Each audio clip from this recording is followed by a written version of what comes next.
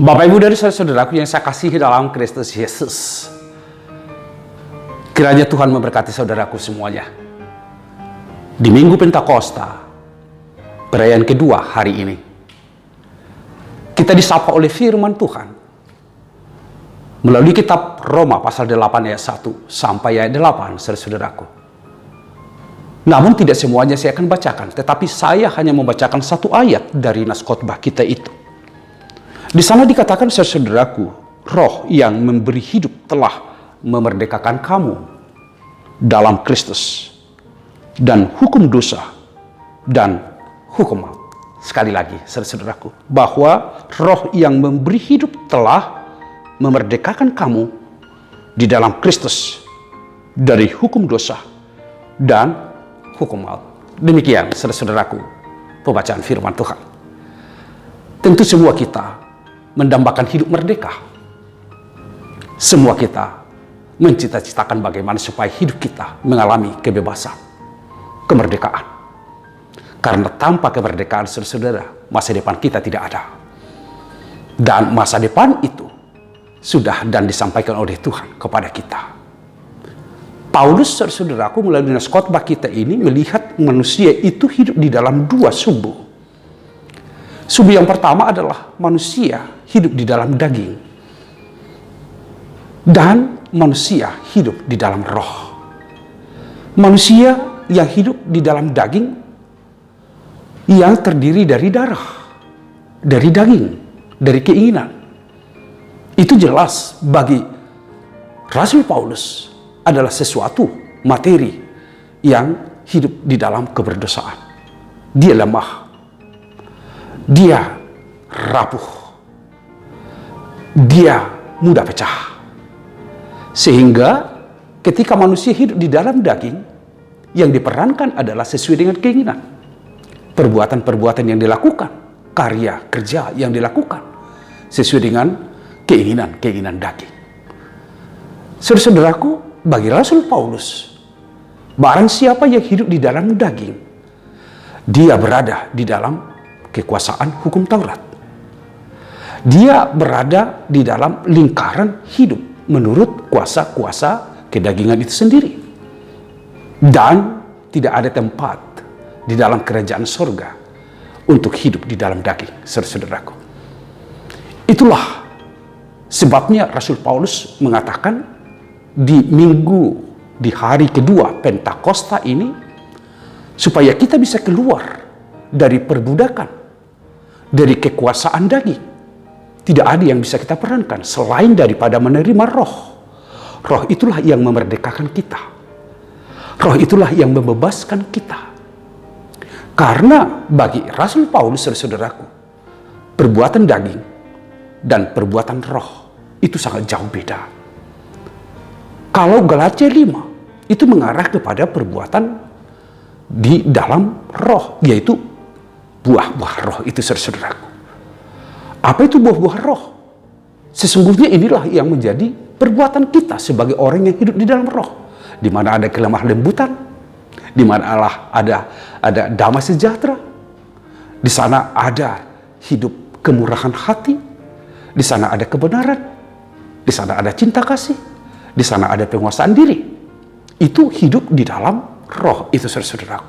Sementara kalau perbuatan daging itu kenajisan, perbuatan dosa, penyembahan berhala, dan segala sesuatu yang berlawanan dengan kehendak Allah. Sehingga supaya manusia bisa merdeka, kita bisa mengalami kemerdekaan. Itulah yang kita rayakan hari ini, roh Tuhan yang dicerahkan kepada kita. Saudara-saudaraku, bagaimana roh Tuhan ini bekerja di dalam diri kita? Tidak ada istilah yang mengatakan bahwa roh itu tidak hadir di dalam kehidupan. Allah di dalam rohnya selalu hadir setiap saat, setiap waktu. Dia tidak dibatasi oleh waktu yang ada. Tetapi yang sering terjadi adalah kita menutup diri terhadap roh itu sendiri. Sehingga dengan menutup diri, Allah di dalam rohnya bertindak bebas. Dia mau hadir dan dia mau meninggalkan kita, saudaraku. Sehingga ketika kita merayakan Pentakosta kedua hari ini, jangan mengeraskan hatimu. terima roh Tuhan dalam hidupmu. Bukalah hatimu, supaya hidupmu, hatimu didiami oleh roh Tuhan itu sendiri. Karena hidup tanpa roh itu sama seperti ban mobil yang tidak ada anginnya. Tidak bisa kita berjalan. Mobil itu tidak akan pernah bisa berjalan kalau sudah bannya itu sudah kempes atau ditinggalkan oleh angin. Jadi sebesar apapun dan sejauh apapun, sependek apapun jalan yang kita lakukan, tanpa ada angin di dalam ban mobil itu, ya mobilnya tidak akan berfungsi baik dalam pelayanannya, saudaraku. Hal yang sama juga, gambaran dari kehidupan kita. Jadi kalau tidak ada roh di dalam diri kita, saudaraku, tidak ada angin di dalam diri kita, tidak bisa kita berjalan apa-apa. Tidak bisa kita melakukan apa-apa di dalam kehidupan ini. Tetapi saudara-saudaraku, ketika roh Allah itu ada di dalam, angin itu ada di dalam ban itu, di dalam tubuh kita, di dalam diri kita, maka itulah yang menjadikan kita mampu berjalan sejauh apapun tujuan yang akan kita langkahkan. Inilah Roh Kudus itu, saudara-saudaraku. Dengan kita ada roh di dalamnya, maka dinamika kehidupan, karena angin ada di dalam kita, roh itu ada di dalam diri kita, sama seperti ban mobil tadi, maka dia akan berjalan. Sekalipun perjalanan ada banyak batu, ada banyak liku-liku, ada banyak tantangan, tetapi ban yang ada anginnya akan tetap berjalan dan sampai kepada tujuan. Itulah kehidupan kita, saudaraku. Roh itulah yang memerdekakan kita, menjadikan kita hidup, menjadikan kita selamat, menjalani kehidupan selama kita ada di bumi ini, saudaraku. Mari, saudaraku, di hari Pentakosta, peringatan kedua hari ini, saudaraku, hiduplah di dalam roh. Biarlah hati kita digerakkan oleh roh itu sendiri, supaya kita sampai kepada tujuan, yaitu kerajaan Allah. Keselamatan ada di dalam diri kita.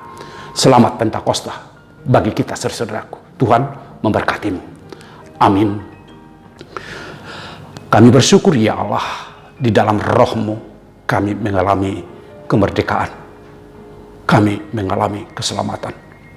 Begitu kuatnya keinginan-keinginan daging yang menguasai kehidupan kami, sehingga jalan kami banyak yang tidak berkenan di hadapan Tuhan.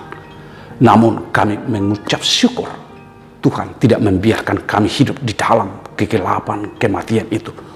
Roh-Mu Tuhan utus untuk kami, sehingga dengan kepenuhan roh di dalam hidup kami merdeka, kami mengalami kebebasan dan keselamatan.